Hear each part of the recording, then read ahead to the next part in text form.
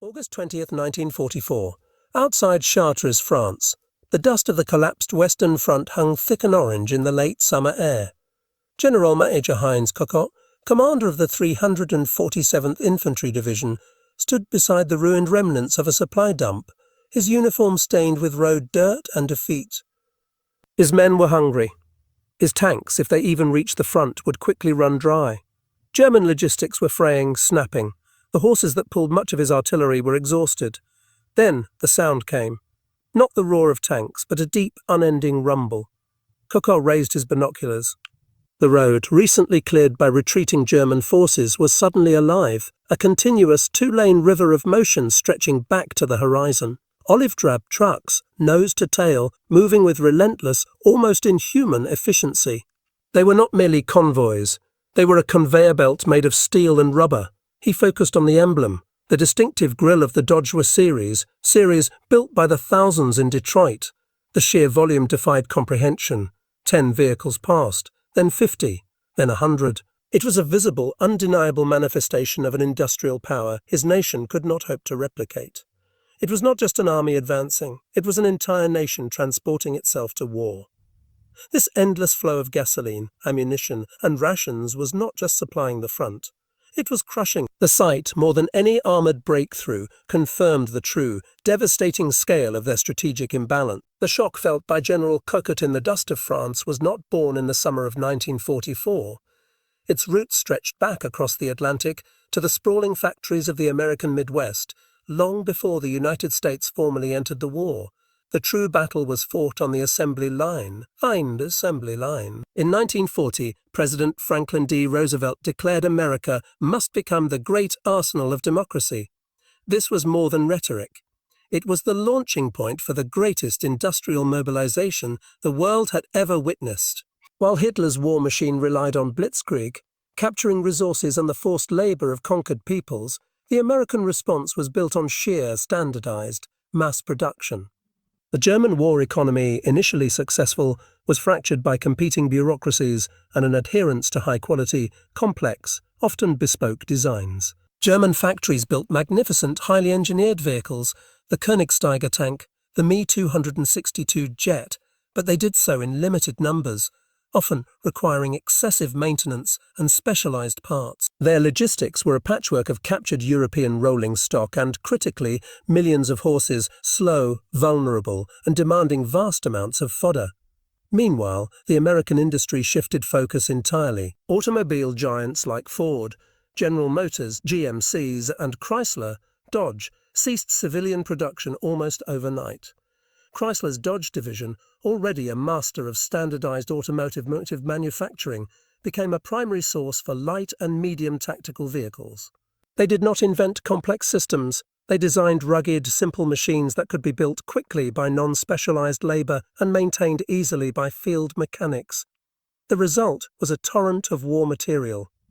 The iconic WWIIs, known as the beeps or weapons carriers, rolled off the lines in staggering numbers, over 250,000 units by the end of the war. They were simple four-wheel drive platforms, adapted into ambulances, command cars, telephone trucks, and light cargo haulers. They were mechanically interchangeable, forgiving of abuse, and designed for the worst roads imaginable. These standardized trucks were the smallest, yet most crucial cog in a colossal machine. By 1943, this logistical foundation was supporting the war in North Africa and Italy. But the ultimate test of American industrial muscle, and the moment the German generals truly began to fear the Allied capability, would not come until the cross-channel invasion. The problem was not production, it was delivery. The sheer volume of material needed to sustain the fighting in Normandy was immediately staggering. Following D-Day on June 6, 1944, the initial plan called for a slow, methodical build-up of forces and supplies. Everything, every shell, every gallon of fuel, every field ration had to be unloaded across temporary Mulberry harbours and through vulnerable beach ports. The supply chain began on a precarious footing. The Allied breakout, known as Operation Cobra, smashed through the German lines in late July. General George S. Patton's newly activated Third Army, followed by the others, surged forward with unforeseen speed. This rapid advance was strategically brilliant, but logistically terrifying. An army on the move consumed supplies at a ferocious rate. Patton's tanks and trucks were outrunning their own supply tail, creating a gap that stretched for hundreds of miles. Victory was turning into a logistical nightmare. By August 1944, the Allied armies were advancing too fast for the conventional supply system to keep pace. Rail lines had been deliberately pulverized by Allied bombing to prevent German reinforcement, but this now handicapped Allied resupply. Deep water ports like Cherbourg were captured, but not fully operational. The distance between the beaches and the rapidly shifting front lines, moving toward Paris and the German border, became critical. The military maxim holds that a modern, mechanized division requires over 700 tons of supplies per day just to operate. When four major armies, including the massive Canadian and British formations, were all attempting to sustain a simultaneous advance across France, the tonnage requirement soared into the tens of thousands daily. The entire operation risked grinding to a catastrophic halt, leaving tanks exposed and infantry defenseless against German counterattacks. The immediate, desperate solution could not be found in fixed infrastructure. It had to be found in unwavering movement. The Army Transportation Corps, using the thousands of standardized trucks arriving daily from the United States, the Dodges, the ubiquitous GMC, a deuce and a halves, and other robust models, had to create an entirely new logistical mechanism. This improvised colossal effort would become the central nervous system of the Allied advance, the Red Ball Express. The site of this ceaseless automotive effort, more than any single tank column, would be the true source of German despair. The logistical system that astonished the German High Command was a fusion of unparalleled industrial might and raw human endurance. The Dodge truck was merely the vessel. The drivers who operated them were the indispensable human engine. The true logistical weapon was not the $M4 Sherman tank, but the standardized transport vehicle. The WWII series weapons carrier was the smallest, most numerous component of this fleet. Unlike the bespoke, specialized, and often over-engineered trucks of the Wehrmacht, the Dodge was designed for simplicity and mass production. Its four-wheel drive capacity was reliable. Its components were modular.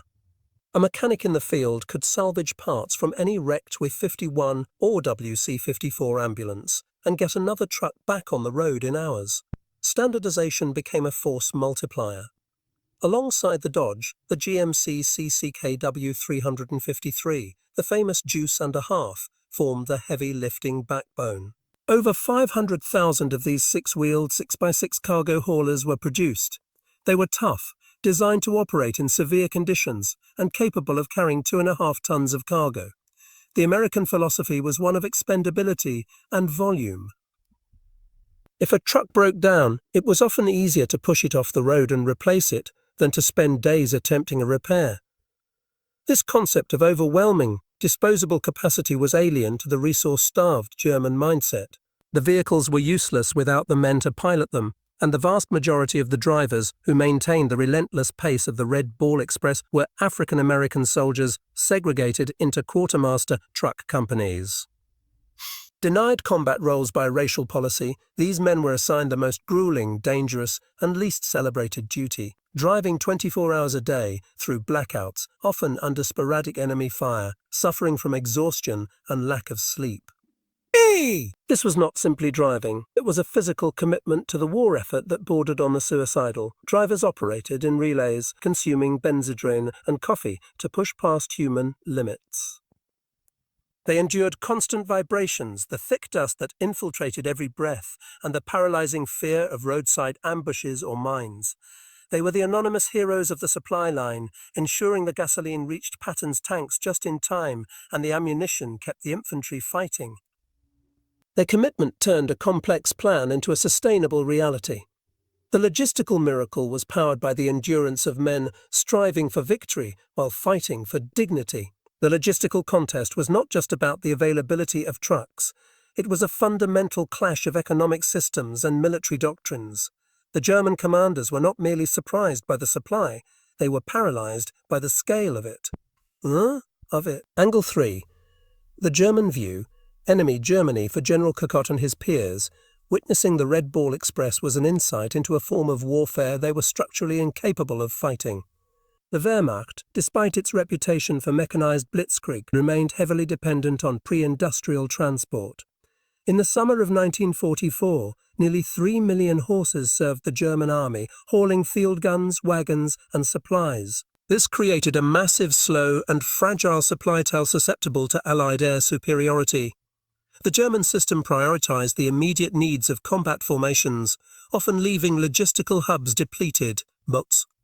Their trucks were valuable, often high quality, but came in dozens of models with incompatible parts, making field repair a nightmare. When they captured an enemy truck, they had no standardized system for integrating it.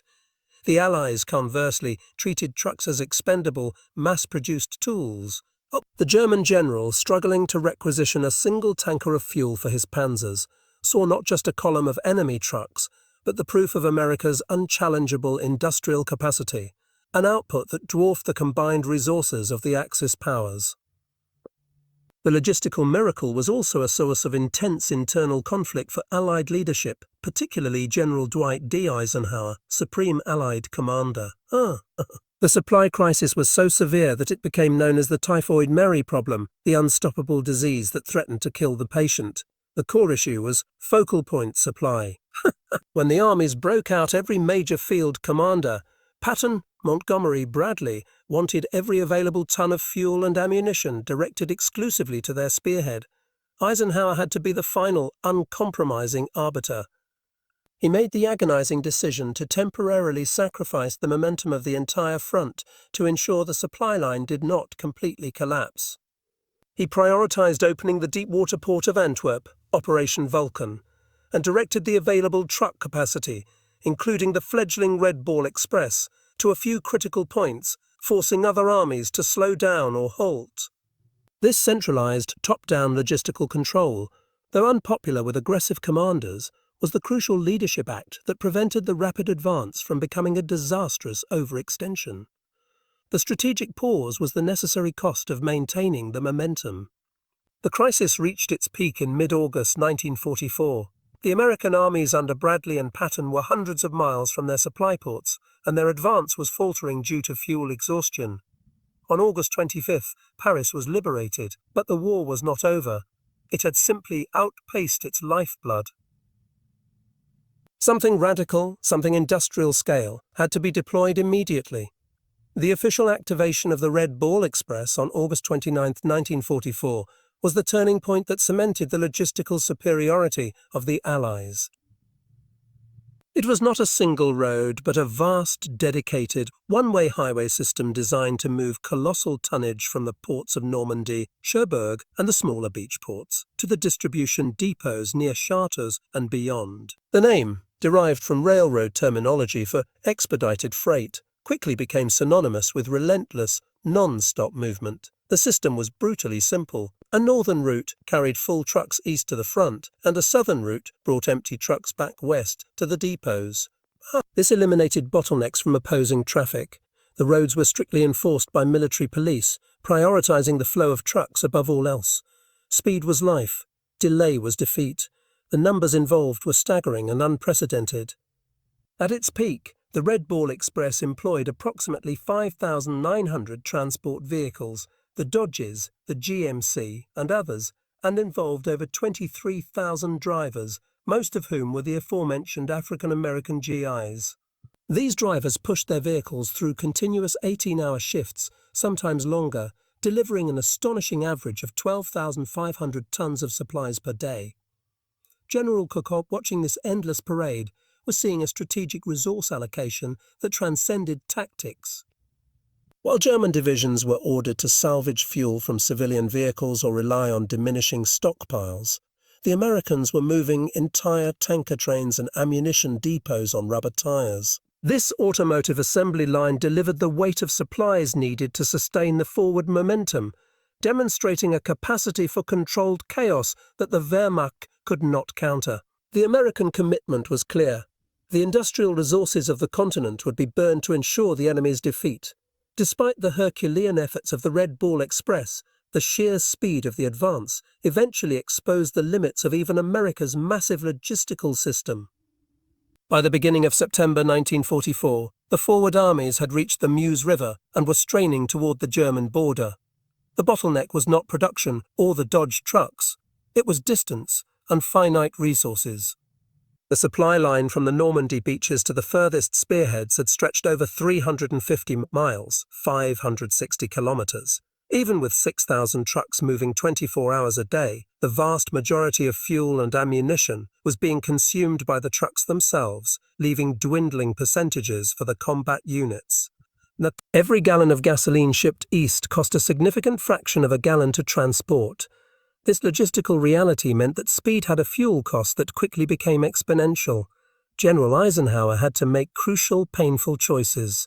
The advancing armies were prioritized, but not equally. The aggressive drive by General Patton's Third Army towards Metz was starved of fuel, forcing a temporary but bitter halt.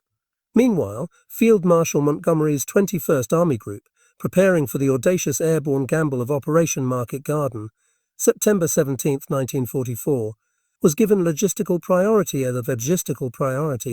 Market Garden was a direct attempt to leapfrog the supply problem, seize crucial bridges, and end the war before winter.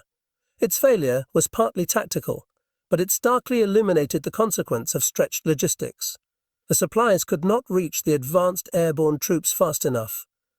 Critically, the deep water port of Antwerp, the key to solving the long-term logistical crisis, remained unusable until November, locked behind German-held river estuaries. For the German command, this moment offered a brief, deceptive respite. General Kokott saw the Allied advance slow down, Patton's halt, Market Garden's bloody repulse, and believed the logistical miracle was temporary. He failed to grasp that the pause was not due to the exhaustion of America's industrial capacity, but merely a temporary tactical adjustment necessary to consolidate the overwhelming amount of material being continuously poured onto the continent. The infrastructure was being rebuilt rapidly, the railroads were being repaired. The temporary slowdown was the prelude to an even greater, more sustainable onslaught. The failure of Market Garden and the subsequent slowdown across the front offered the German command a dangerous illusion of recovery. They believed the Allies had reached a logistical tipping point from which they could not easily recover before winter locked the front. They were critically wrong. The pause was the moment the industrial machine caught up. As the Allied armies dug in for the grim, static fighting along the Siegfried Line, the relentless work of the Red Ball Express and the Army Transportation Corps allowed the entire supply system to transition from an improvised road effort back towards sustainable rail operations. While the trucks continued to move critical tonnage, Allied engineers repaired thousands of miles of bombed rail lines and bridges. Crucially, the capture and subsequent clearing of the port of Antwerp in late 1944 provided a high-volume, deep-water unloading point much closer to the German border, fundamentally shortening the supply line. The true test of logistical resilience came in December 1944, with the surprise German offensive known as the Battle of the Bulge. This massive last-gasp attack aimed to seize Allied fuel dumps and ultimately capture Antwerp, severing the Allied supply artery. The German armoured thrust relied on a desperate calculated gamble that their speed could outrun the Allies' ability to reorganize. The Allies were surprised, but their deep, resilient supply chain held. The German columns, poorly supplied from the start, quickly stalled when they failed to capture the key American fuel depots. American trucks, including the ubiquitous Dodges and GMC, were immediately shifted into emergency shuttle operations, rapidly moving reinforcements and essential supplies to the besieged units, like those at Bastogne. While German tanks ran out of gas and were abandoned in the snow, the Allied front, though strained, was sustained by the unbroken flow of oil and ammunition delivered by the very vehicles General Kokott had witnessed. The American logistical system bent, but did not break. This crisis demonstrated the vast difference in approach. The Germans had risked everything on a single, fragile offensive thrust. The Allies utilized their immense logistical depth to absorb the punch and hit back immediately. The spring of 1945 revealed the final, inescapable truth of the industrial war. Logistics was the ultimate decisive factor. Once the German Bulge offensive was repelled, the Allied armies, now sustained by the full capacity of the Antwerp port and the reopened, reliable rail network, prepared for the final crossing of the Rhine. The Red Ball Express officially ceased operations in November 1944, having achieved its immediate, improvised goal. But its spirit, the principle of mast, non-stop mechanized movement, was immediately integrated into the reformed and reinforced logistical structure. The immense fleet of vehicles, including the hundreds of thousands of Dodge and GMC trucks, continued to shuttle supplies from ports and railheads to the advancing columns. By contrast, the German logistical system was in total collapse. Constant Allied air superiority had systematically annihilated the German rail network. Fuel production had been reduced to a trickle by sustained bombing of synthetic oil plants. The German army was moving on fumes and desperation. General of Panzer Troops Hasso von Manteuffel noted in his reports that the logistical difference was no longer quantitative, it was qualitative. The Wehrmacht often abandoned tanks not because they were destroyed, but because they simply ran out of fuel or ammunition within sight of the front. In March 1945, when the Allies crossed the Rhine, the final pursuit across Germany was less a series of pitched battles and more a logistical sprint. American columns, fueled by the relentless flow of supplies, could cover over 50 miles a day.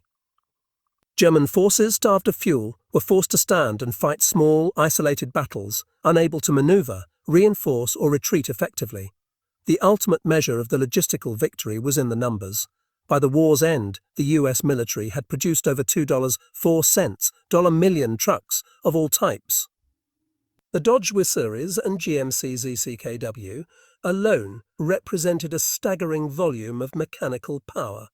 This industrial output and the organization that sustained its delivery proved that in the 20th century the capacity to transport the necessary quantity of destruction was more critical than the genius of any single battle plan.